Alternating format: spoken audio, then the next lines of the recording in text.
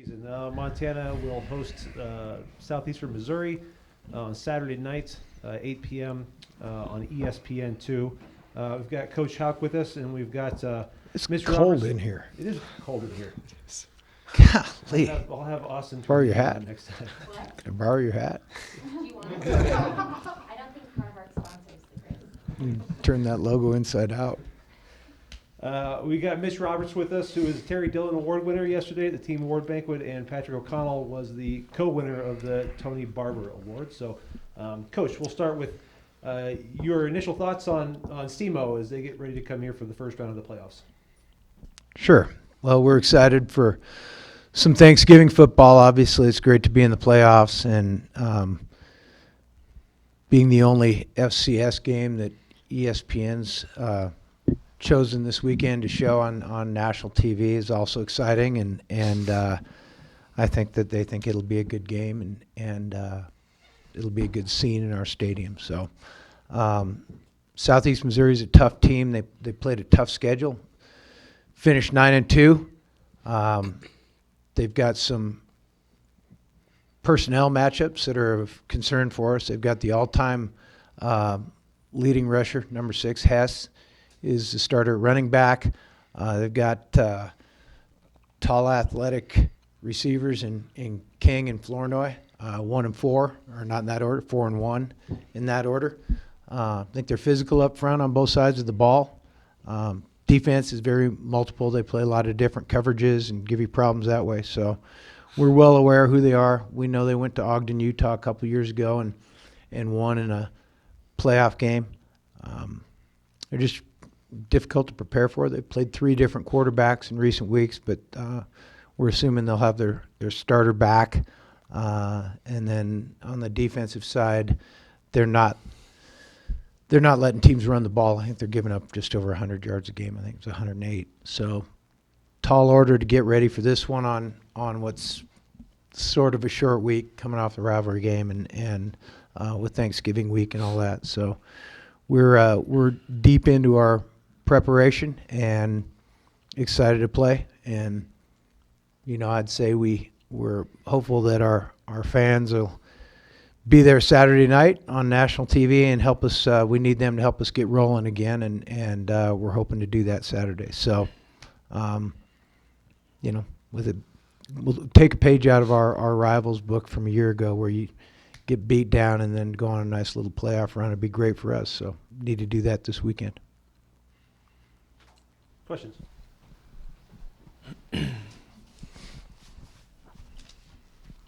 Mitch or Pat, just knowing that you get another home game, what's that like? Well, yeah, I'm very thankful for it. Any opportunity to play in Washington Grizzlies Stadium in front of our fans is awesome, and I'm really looking forward to it. And yeah. Yeah, same thing. I'm really grateful to get another opportunity to come here and play in front of the best fans in the FCS and actually in the country. So very grateful for that. Coach, you said you've been impressed with the way this team has bounced back and showed up early in the week, ready to prepare each and every week. What's the mindset, and then has it been kind of the similar feeling going into this week? Just generally. Yeah, I mean, our in terms of coming off a game, is that what you're asking me, Sean? Yeah, and then just being ready to prepare for the next week. Yeah. Despite what happened at Saturday.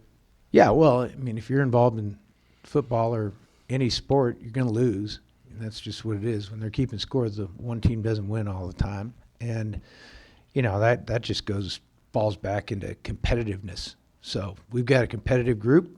They'll be excited to prepare for a really good opponent in a playoff game. And I don't think that the competitiveness of this group would ever be in question.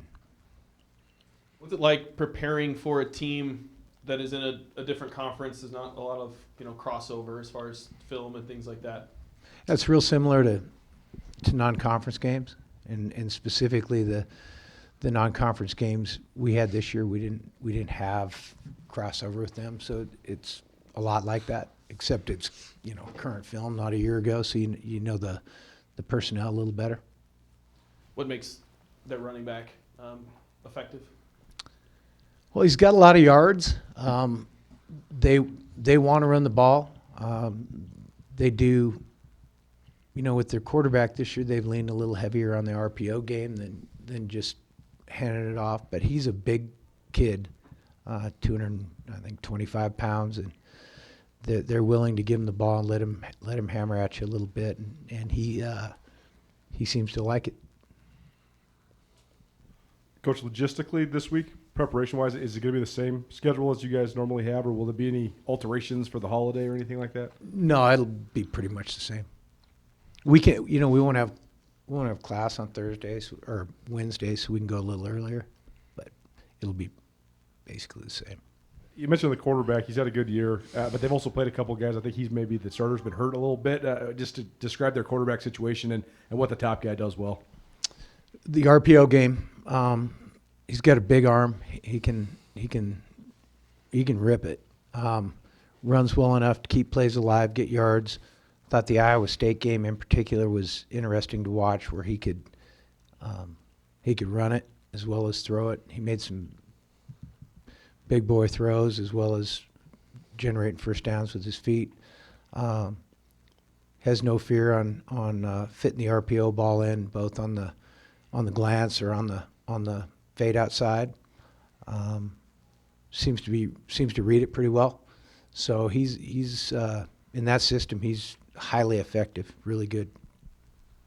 Pat, you just got done with a 2-month stretch of playing teams that you're relatively familiar with. What's it like then trying to prepare for a team that maybe you're not as familiar with? Yeah, like Coach said, there's not a lot of crossover that we have, but it's kind of it's the same preparation. You go in, you watch every single game. You get in as early as you can and prepare for this team. I don't think it's too different, except for the fact that we don't see them every single year. We don't know too much about them before looking everything up and doing our studying on them. So I expect us to prepare the same, and it should be a great matchup. Coach, you talked about just doing what you do well. How much does that cater to the fact that you maybe are unfamiliar? Like there is no preconceived notion, or you haven't seen this team on film that much? I didn't hear the first part. Well, you talked about how your team is so good at doing what you do well. I mean, how much does that play into just maybe having a faceless opponent? Yeah. Well, it's interesting when you're on the defensive side. Everybody runs the same plays, across the country. If there's 260 Division I schools, everybody's doing a lot of the same stuff with their own wrinkles. So you've fit the run game. You've seen the route combinations. None of that's new. So you just have to, figure out what your game plan is defensively, and then how you're going to fit those plays up. Then on the offensive side, it's about the protections. It's about trying to get a handle on their coverages and down a distance. It's about how much run game, how much pass game, how much RPO you're going to go in the plan. So all that's what we do during the week. I don't think preparing for these guys is really much different than the teams in our league, because they've got a lot of similarities. Any update on Lucas Johnson? No, I have not seen him today. If he can't go, what did you think of Daniel Britt in the second half of that game, and what have you seen out of him the last couple of weeks? I didn't watch the game, so I don't know. I got onto these guys. I watched it live, but I got the worst seat in the house, so I did not watch the film. And then I'll kind of follow up on that. If Lucas was, say, 80%, would you err on the side of caution and go somewhere else?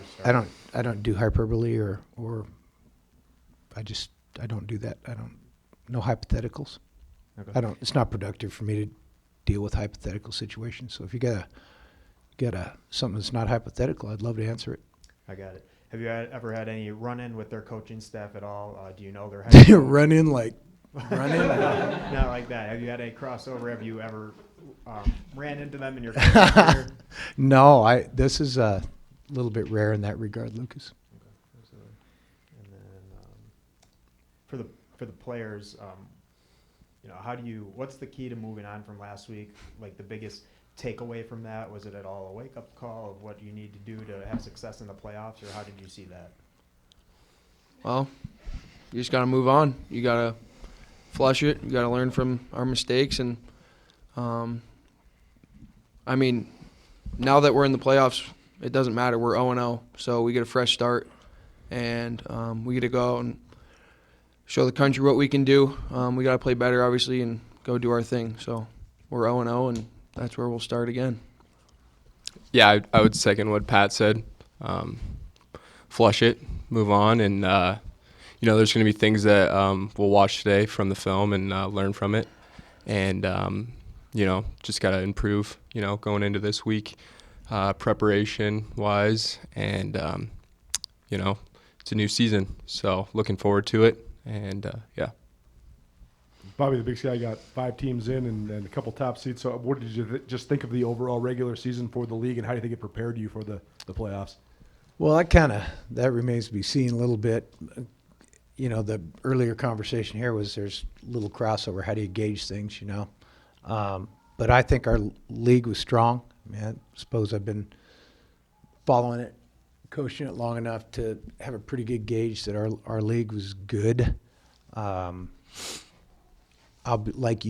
be interested to see how some of these matchups go their first couple weekends, because I think our league's strong. Like, real strong. Anybody else? Thanks, everyone. Simple. Thank you.